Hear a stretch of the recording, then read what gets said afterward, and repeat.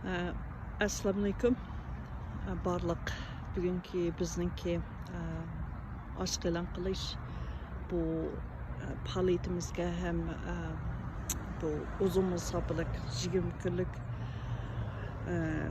namoyishimizga ko'ngil bo'lib ham yaqindan bizga yordamda bo'lib, mayli to'rda bo'lsin, mayli emniyet olsun kelayotgan barliq qarindoshlar, sizlarga ko'p rahmat. Bugun birinchi kunni xotirjam mana parlament, Avstraliya parlament binosini oldida tugatdik.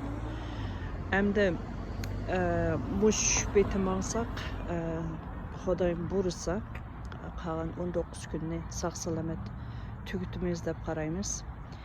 Hamda hammalarninki amal bor, bizningki to'rlarda chiqarayotgan ham shu ko'pchilik bilan o'rtoqlashayotgan uchurlarni davomliq degidek to'xtamay hambarlashib o'zinglarninki ijtimoiy taratqularida tartib bizni qo'llab berishinglarni umid qilamiz.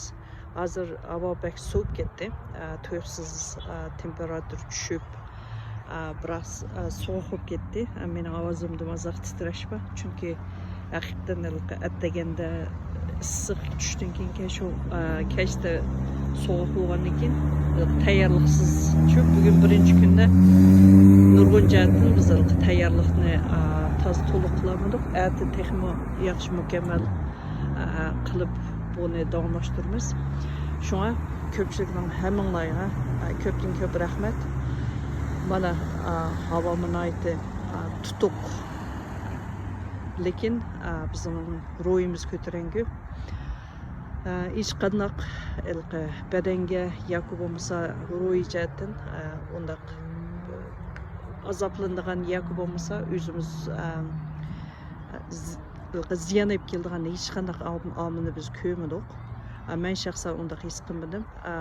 Men bilan birga kelib bayan turib bizni o'zininki qo'llaydiganligini bildirib ketgan odamlarmi burun ular ashundaq aşıq e'lon qilib boqqanlar, ashlarning tajribasida agar to'g'ri qila olsanglar, buning hech qanday badanga nisbatan ruhiy sog'lomlik bu jihatdan hech qanday ziyon yo'q degan nimani taklif fikrlarni berib ketdi.